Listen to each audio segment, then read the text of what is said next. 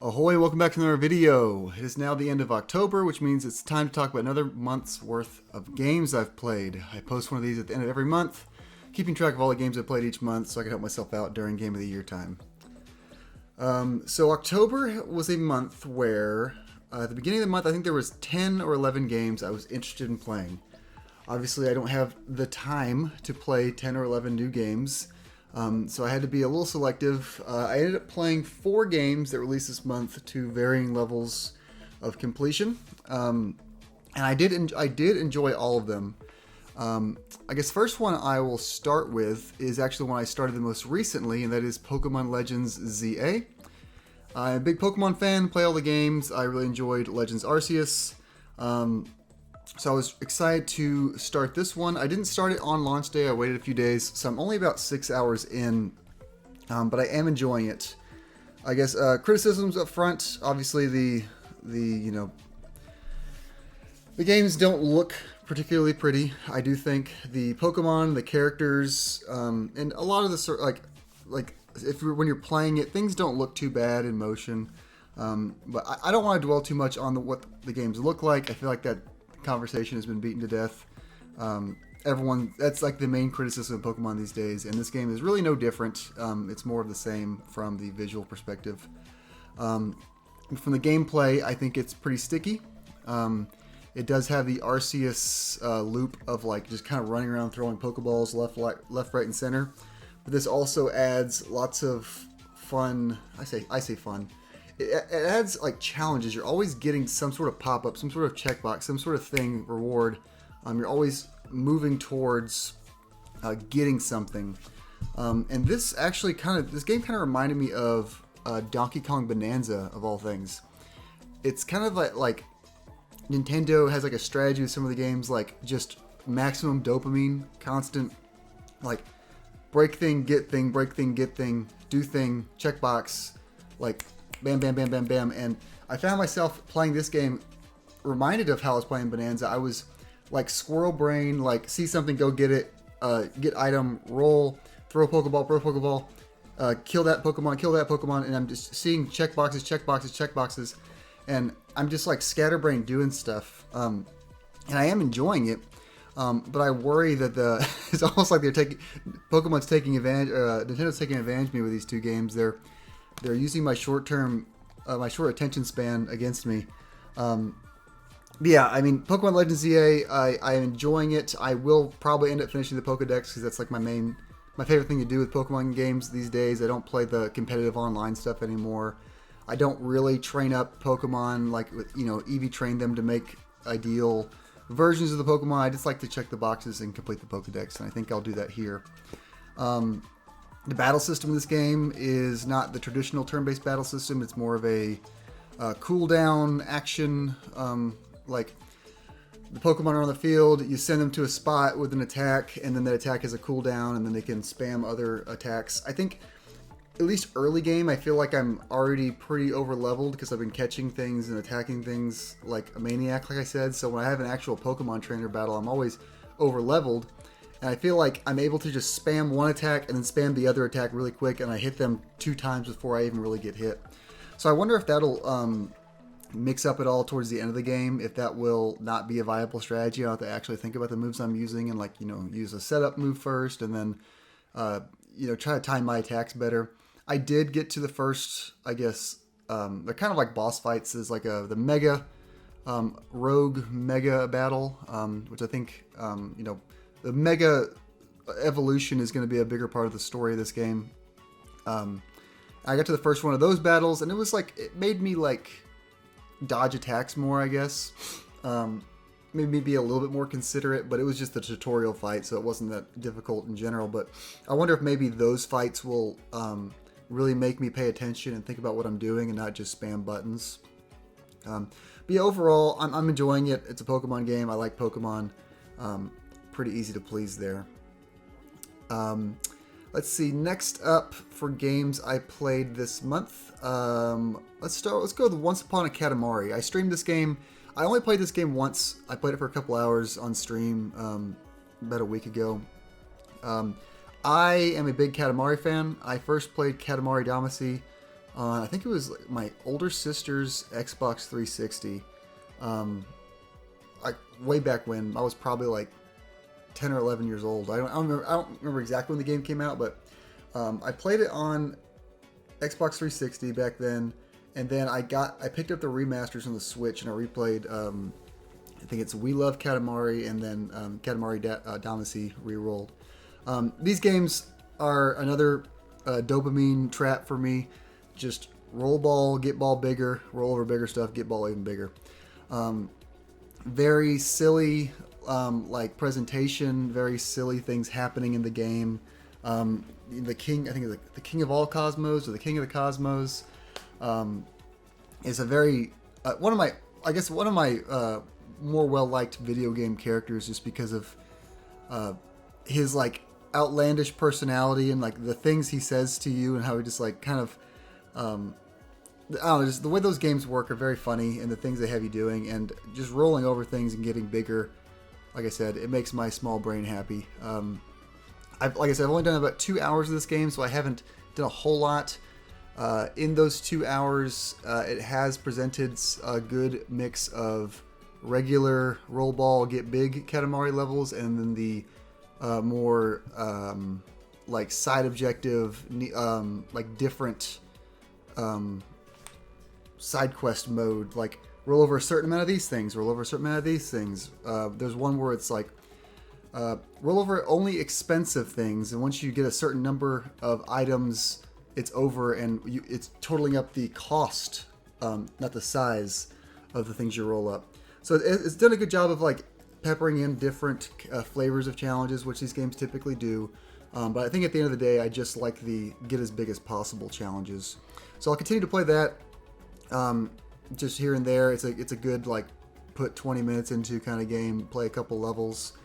Yeah, Once Upon a Katamari. I think this is the first new console release for a Katamari game in like 14 years, I read.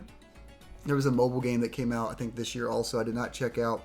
It's on Apple Arcade, I believe. But Once Upon a Katamari is like the next new console Katamari game, so I was happy to see that. Happy to play that. Next up is what may end up being my favorite game of the month, but I have not finished it yet. I'm about 20 hours into Ghost of Yotei. Oh, my Amazon Alexa just started talking in the other room. That was weird. Ghost of Yotei is I guess you'd call it a sequel. It's not like a story sequel, but it is a continuation of the idea and the gameplay of Ghost of Tsushima, however you say it. And that game is one of my favorites. It's probably a top 30 game for me of all time. I love Tsushima. I platinumed it. It was one of those games where once I started playing, I could not stop playing. I was constantly running around the map, finding things. There's the way those games work is certain map things like increase your health. Like there are things like springs. If you go to springs, you'll increase your health. The bamboo chops will increase your spirit. And those are the fun mini game where you slice the bamboo and you have to press the buttons in a certain order. Then there's like just finding like chests which have charms which upgrade your abilities. And this Ghost of Yotei is just more of what Tsushima was. And I loved Tsushima, so I'm loving Yotei so far. I think the things that help me separate Tsushima from Yotei are actually some of the small additions. Like Yotei has the what is it called? It's like the lo-fi Watanabe mode, I believe it's called, the Watanabe mode. So basically what the Watanabe mode is it plays like lo-fi hip-hop music when you're exploring instead of the bass soundtrack. And I just like that music. It's fun to just kind of like chill out and run around and explore to it. And they even have different versions for like when you're in combat. It has like a more intense version. So it's just like a different way to play the game, and it makes it feel a little bit more different than Tsushima. The story so far is good. I am not super deep into the story. I've been doing a lot of the side stuff so far. It's so far a typical revenge story. I'm sure there'll be good twists and good emotional moments that make it feel more impactful. But it's a revenge story. It's my family's dead story. It's a lot of it's kind of cliche, and people like with like Sony first party games, but like it's one of It feels like a Sony first party game with a story. Your parents were murdered. I got to go kill the person that killed them. Some sort of revenge investment thing. But I mean, I don't mind it. I think it's a good story so far. I'm excited to see where it goes.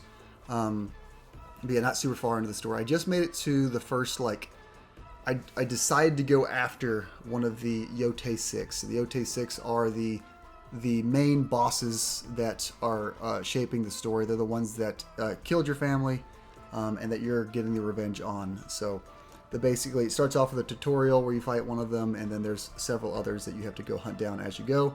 I finally decided to go after one of those, and it brings you to a new area.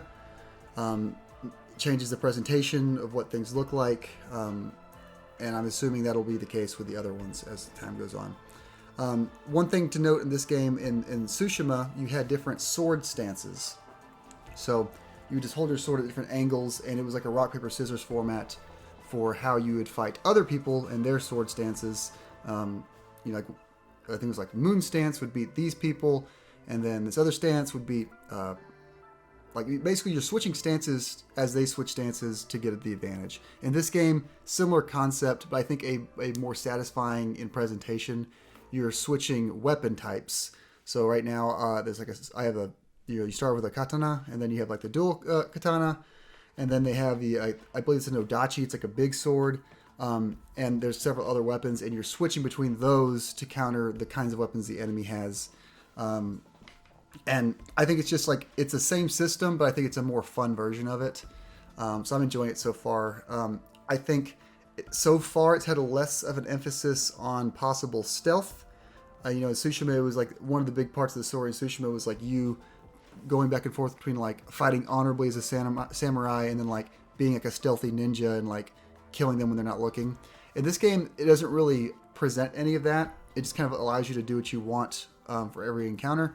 And I feel like the stealth stuff is still pretty weak, like Tsushima was. You can just assassinate somebody and like leave them in the middle of the camp and like walk away, and no one really notices. And you can be very loud and do very silly things within earshot of people, and it doesn't really matter. So if you're relatively patient, you can take out a camp pretty easily with stealth. But there's also a fun mechanic where when you kill somebody, it'll like sometimes drop their weapon on the ground, and you can like pick it up and like throw it as a projectile. So I've been throwing swords at people from like 40 feet away and just nailing them, and they just go flying against the wall and die. It's a very fun game, very satisfying game, even if like some of the mechanics are a little silly. Like the sword throwing is very powerful, and the stealth is a little whatever, but I don't mind it. I'm not a big stealth guy anyway. So I don't want it to be super difficult stealth. I kind of like it being dumb and broken, even if you have to suspend your disbelief a little bit for it. But yeah, Ghost of Yote, enjoying it so far. Excited to see where it goes back half the game. But the one game I did start and finish that came out this month, and it is my favorite game of the month so far. It's probably going to be it's going to be hovering around my top 5 for the year so far. I've really enjoyed it. That is Ball Pit. Ball Cross Pit, Ball X Pit, whatever you want to say. I'm going to call it Ball Pit. So Ball Pit is a roguelite bullet hell brick breaker. So vertical scrolling screen with enemies coming down, and then you throw balls, and they bounce off the walls and they kill the enemies. Think of I know the one I was thinking of is like Alleyway. I know somebody commented on a short I made, like a brick breaker on like a BlackBerry. Like you're walking your character around the bottom of the screen, and you're shooting at different angles, and it bounces the ball around and it hits the enemies and it kills them. They drop experience. When you get that experience, you can level up, and then you can get different skills, different balls, which just makes the game more hectic. So think of like Vampire Survivors is another easy example, where you're constantly picking up items or picking up weapons, and then the big mechanic in this game is you can mix all the weapons. The ball X pit, cross pit, whatever you want to call it.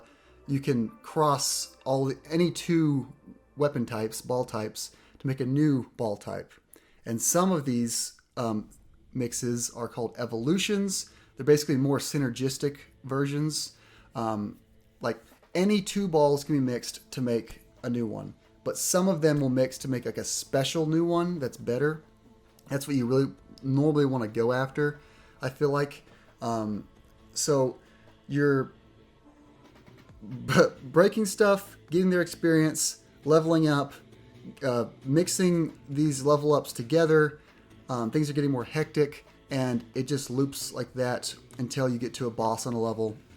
You beat the level, you get gold and materials and resources and blueprints, and then you bring those blueprints back to your town. So in between runs, you have this town. And the town is like a little resource management gathering, just kind of thing to like break up the time between runs. So you'll build like a wheat farm, and then you'll have your characters like farm wheat, or have like a forest and they gather wood for you and stone. So it's like wheat, stone, and wood. And with that you build buildings. The buildings give you stat buffs, or they give you new characters, or they just like just slight tweaks in the way the game works.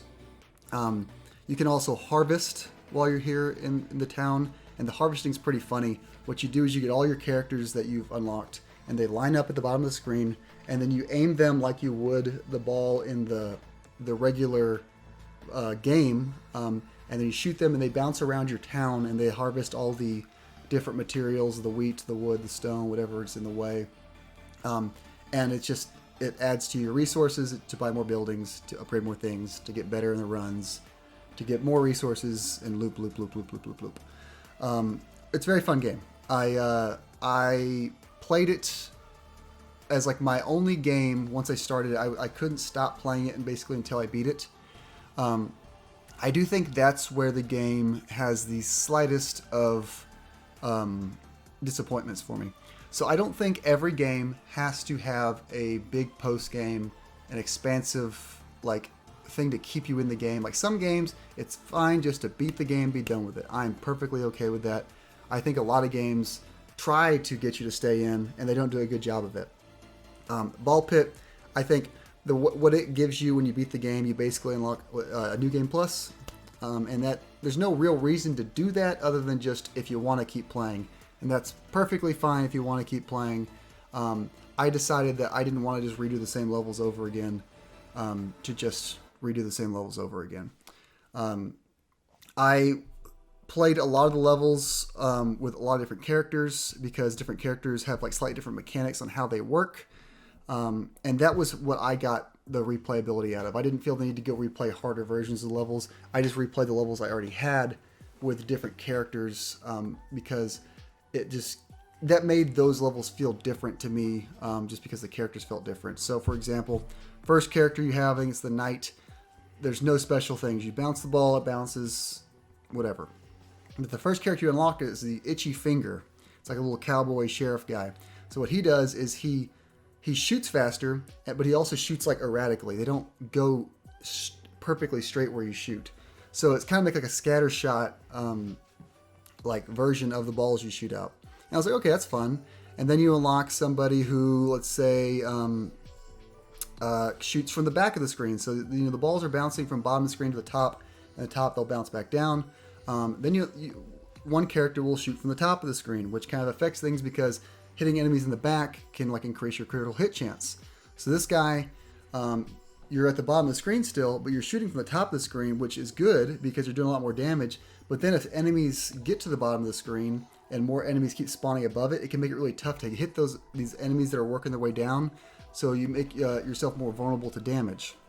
I don't want to spoil all the types, but there's some that like shoot more balls, do less damage. They shoot both directions, but do less damage. Just lots of interesting ways to make the game feel slightly different from run to run. And I enjoyed just picking a different character each run and having that those differences in the characters what kept the game fresh. It made me feel like each run was a little bit different, a little bit more unique. And it does a good job of kind of dangling that carrot. Like it'll show you a character that is will earn more gold that run. So most of the time I just picked the character that it said would earn more gold because I think that was just random, and it helped take the decision off my plate. I was like, okay, they think I want to play with this character, unlock more gold, I'll do that. And it helped me keep a good variety going and beat a lot of the levels with different characters. Very fun game. Only $15. I played it on the Switch 1 version on the Switch 2, and then they just released a Switch 2 patch for the game, and that just buffed up resolution and frame rate. I didn't have a problem with the Switch 1 version's resolution and frame rate, but now the Switch 2 version is 1080p, and it says up to 90 frames per second. I've been told by a friend when he played it, it was not really holding 90 frames per second, but it was holding like the 70s and 80s. So a little performance buff, cool. It's free update, I can't complain. But yeah, Ball Pit, definitely my favorite game of the month and one of my favorite games of the year. Really enjoyed it. I think I will I'll like keep checking in on it throughout the year because it's a very good like play the game for 10 minutes kind of thing. If I'm just sitting there on the couch and I just want something to kind of mindlessly do while I'm watching a football game, I could play Ball Pit. So I think I'll do that. I'll check in on it here and there as the year goes. Maybe they'll add new levels, maybe they won't. I think it's perfectly fine where it is. But if they add new levels, I'll check it out for sure. So yeah, Ball Pit, favorite game of the month. Now let's talk about a couple games that I played that did not come out this month, but I did play them during this month. So first one is Dark Deity 2. This game came out in March on Steam. I talked about it in the March video, and then it released on the Switch 2, or I think it's just a Switch version, but I played it on the Switch 2 last month. This is an indie Fire Emblem-like. I love Fire Emblem. I played the first Dark Deity. The first Dark Deity definitely had some problems, but I did find some enjoyment out of it, and I did finish it. This game is much better, and I just finished it this month, and I think it was a really solid game. Some really cool ideas. I think one of my favorite ideas is, if you've played Fire Emblem, you know one of the big mechanics is permadeath. So if your character reaches 0 health, they're dead unless you start the chapter over, or in the modern games you can rewind turns to like prevent them from dying. But the core concept is, if a character gets to 0 health, they die. You continue the game without them. In this game, there's a cool twist on that. What happens is, if a character dies in a level, you don't lose them. You lose them for the rest of the map, but they'll come back to the next map with some sort of debuff. So it still punishes you for losing a character, but it doesn't like ruin an entire run if one of your favorite characters gets caught up, or you get a little like complacent and they get overwhelmed. So it helped me play more aggressively, which I like to do in these games. I like to go after all the optional challenges, which this game, pretty much every level had 2 optional challenges to do that like made me play more aggressively, move characters to places I wouldn't otherwise move them to, help spread up my army a little bit so it wasn't doing like the ball of death where, you know, a lot of Fire Emblem games you can keep all your units in one block and just move them all at once and just destroy everything in their path. The objectives help me move characters different routes and prevent me from playing the game like that, which I think is a good thing. And then it didn't punish me if that led to me, that little overextension led to me losing a character. They would just come back the next chapter. Like one of them I think is called like Broken Finger. So I have like a high crit character who relies on getting lots of critical hits. If it gets the Broken Finger debuff, that character can't critical hit for a chapter, which makes them a worse character, but it still allows me to use the character. And all those debuffs last for 1 chapter, and then they go back to being a normal unit. So I think it's a cool way of doing it. I think this game had better presentation, better gameplay, Papa John's, better story than Dark Deity 1. I did enjoy it through to the end. I'm not saying it was like a perfect strategy RPG or anything, but it was very solid and a big improvement over the first one, and I'm glad I played it, and I will buy the next one if they make a new one. I do enjoy these games. They do a really good job of there's lots of class promotion options, so you level up a lot in this game, and it's fun to build out your army with different cool classes. And all the classes in this game, it does a good job. Like basically every class can be broken. Every class can be super overpowered. and it's fun to, make your army super overpowered as it goes, and have a good like diversity of all these broken classes which have all these skills, and they synergize really well. By the end, my main character was just an absolute tank, and she was doing like, she couldn't ever double attack, but she would just do like 80 damage to everybody and just one shot everybody. So that was really fun. I would just send her into a horde of people, and then she would just one shot all of them, and it wasn't super difficult, but it was very satisfying. But yeah, Dark Deity 2, great game. I don't think I'll like do reruns of the game. I think I'm happy playing it once. But I'm excited to see what the studio, I believe it's called Sword and Axe LLC. I'm excited to see what they do next. And they kind of hint at the end of the story when you, not, spoilers, when you beat the game, it does kind of say like, this is not the last you'll see of this world or whatever. So I don't know if that means DLC or if that means they'll make a third game, but I'm invested and I'll play the game either way. And then last up, I don't remember if I mentioned it last month. I must not have. Silk Song came out in September. It was my game of the month for September. I love it. I just want to say that I did 100% Silk Song. I'm done with Silk Song. I got all the achievements that I wanted to get.